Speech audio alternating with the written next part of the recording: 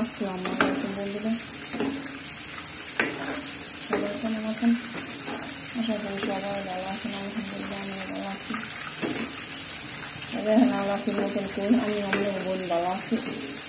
ঠিক আছে, আজকে তো মানে সব কাম শেষ। আমাদের মানে বুধবারের সকালটা শুরু, আর আজকে বুধবারের সকালে শেষ হইল।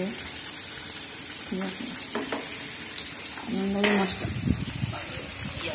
আলহামদুলিল্লাহ সব কিছু অবসান গড়াইয়া যাবো ভিতরে যাই আমার তরকারি গরম করবো। ঠিক আছে, আর চুলাটা বসাবো। আমার তরকারি গরম হতে আমি এই চুলাটা বসাবো।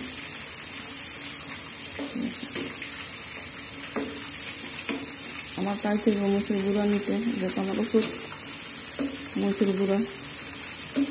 ঠিক আছে,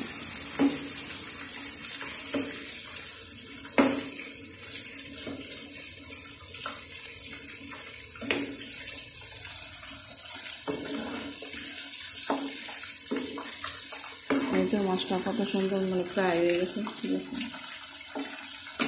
মাছটা নামাইলাম। ঠিক আছে, আর একটা বাজার দরকার নাই। মাছটা নামাইয়া